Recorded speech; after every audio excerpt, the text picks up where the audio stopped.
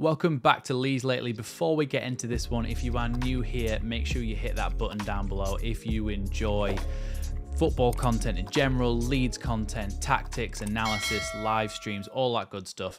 Like I said, you know what to do, hit that button. But today's video is going to be about Ola Solbakken, another player who has been linked with Leeds United. I'm going to give you a little bit of a player profile on him. But before we get into that, as we do every year, we're going to open the membership package and see what we get and see whether it's not worth the money because you pay to be able to get tickets, but see whether it's any good. So I have already slightly opened this just so that I didn't have to spend 20 minutes opening it on the stream. So first thing you get, a pen, which I don't really think needed to be in that plastic packaging. Not very good for the environment, that Leeds. But yes, a My Leeds pen here, so everybody knows you remember. If I can get that to focus. There we go. A My Leeds pen. Oh my God, it lights up. A light up pen, because that's what everybody needs, isn't it? Not a pen that just works. Oh, it's a twist top pen, even though it's got a thing here, and all that does is light it up. But, oh well.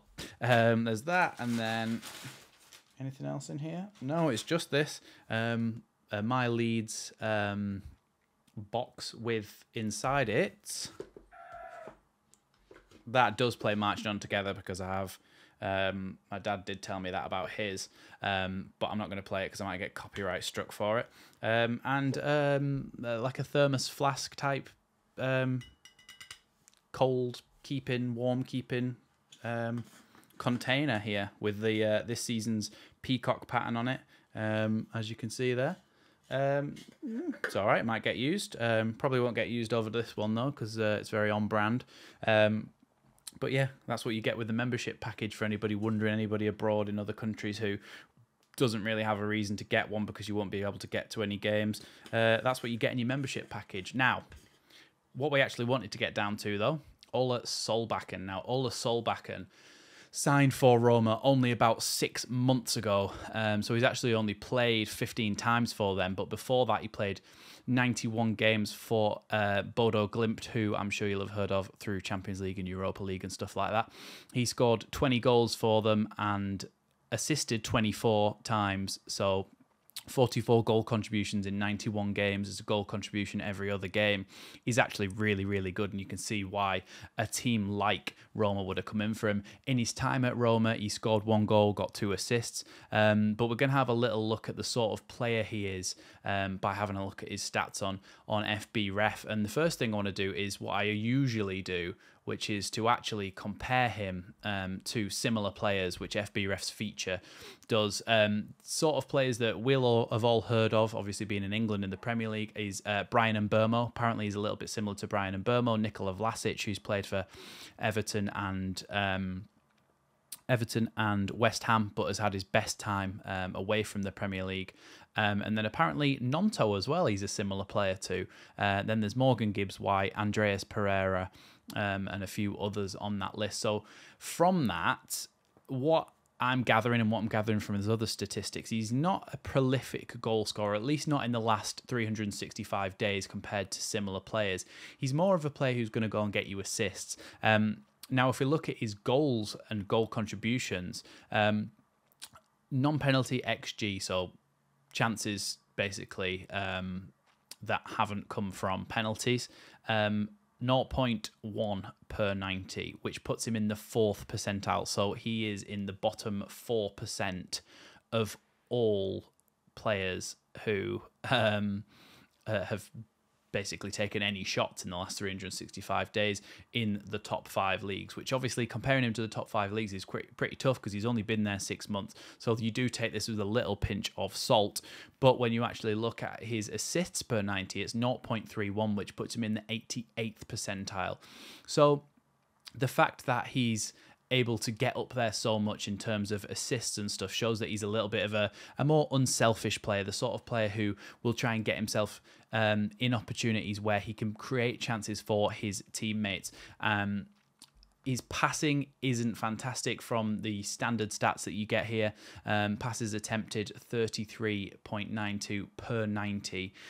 These can be a little bit skewed by the way a team plays, by the sort of system that it's in, because when you actually look at this, his clearance is 1.24 per 90. For a winger, that's where he plays primarily for Roma, but he has played a lot as a second striker as well, which I think he'll be signed for Leeds to play in that role. He's actually got 1.24 clearances per 90, which puts him in the 96th percentile for wingers, because not many of them are getting back that far to do that. So it shows that he's willing to get back, he's willing to work hard, which is obviously something that Daniel Farke will really enjoy, and like that he does that to have him in his system. We need to look a little bit deeper into these though, because obviously this just shows here what's happened over the last 365 days, and that's when he's been at Roma, where he's not played a great amount. He's only played 15 times and got 3 goal contributions in this time, but you can see just little bits peeking through. Like his assists is very high, getting the 0.31 per 90, 88th percentile, like I mentioned before. That is something really good that he can have. Primarily, he likes to come and tuck himself in from the wing, so he would be on the wing for Roma, and then he would come inside, look for an option on his left foot to try and play the ball through to an attacker. And yeah, so it wasn't just a case of running the channels and being as wide as possible to cross the ball into the box. He does like to cut inside and come central as well, which does set him up well for being a little bit of a second striker, and he did play there. He actually wore the number 9 shirt as well at Bodo Glimt. So you can see that he is a player who can play in any of the positions across the forward line. Now, we've heard that before with players like Aronson and Jorginho Rutter and players like that, and they've not necessarily worked out. But I think Solbakken is somebody who could come in and do a really good job in the Championship as somebody who can basically come in and do what we've asked Joffrey to do, to be a backup for that central attacking midfielder role, and somebody who as well can play on the wings, coming in off the sides to try and create things through the middle. He also could probably deputise at striker if he really, really needed to. You'd probably rather have him there than Jorginho Rutter, or a combination of the two of them would probably be very good. Now, in the last 365 days, he hasn't actually made one single pass that was offside, as in to a player that was offside. Not one, which puts him in obviously the 99th percentile, puts him in the top 1%. Now, to me, that shows that instead of just looking at the data and looking at for what it is, a number on a screen, I like to try and quantify it in reality on this channel. And I think the thing is that shows to me that his timing is very good. These are like statistical insights, data insights that we can take from this sort of thing. It's not necessarily, like I say, just looking at something on a screen, but the fact that he has 0 passes offside in the last 365 days shows that his timing of his pass is really, really good. And that is actually something that we've lacked, especially over the last couple of years since Pablo Hernandez left. Now, I'm not saying that he would even play in the same position, never mind playing in a similar style to Pablo Hernandez, but just talking about that knack for getting the ball right, and that knack for timing it right, that Pablo Hernandez had. Solbakken's clearly got a little bit of that, even if just a little pinch of it, because Pablo was so good. But it does show that he's able to time his passes perfectly, and that is what we like to see. So, yeah, I mean, when you look at these statistics, they are skewed slightly, but you do see little insights creeping through, like I mentioned before with all his clearances, touches in the defensive penalty area, 1.34 per 90, which puts him in the 88th percentile. So he's obviously coming back and trying to help out at the back. And I think he carries the ball into oppositional penalty areas quite a lot, 1.65 per 90. That puts him in the 71st percentile, so way above average for that. And then, yeah, it can be skewed a little bit. Obviously, he's playing in a Jose Mourinho system, so certain things can be skewed with different managers, and he actually himself, as well as his passes not going offside, he hasn't been offside at all in the last 365 days, not once, which also puts him in the 99th percentile.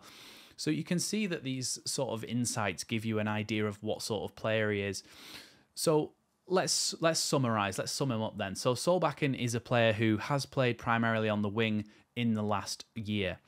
Before that, though, he has been utilised a lot more as a second striker, somebody who can come in and play through the middle. The timing of his passes is really, really good. He likes to carry the ball into the penalty area and also make defensive clearances and carry the ball out of his own penalty area to help out his defensive partnerships and his defensive teammates. The timing of his own runs are good because he doesn't get offside very often at all. And like I said, his passing timing is something that's really good. If he does play out on the wing, he likes to drift inwards and likes to try and find a pass where he can link up with another midfielder and then maybe run off those.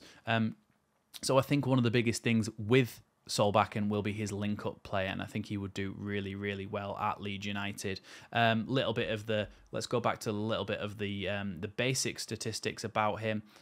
He is, here we go, 24 years old, 7th of September 1998, so he will be 25 in 8 days, sorry. And yes, he's a right winger classified on Transfermarkt.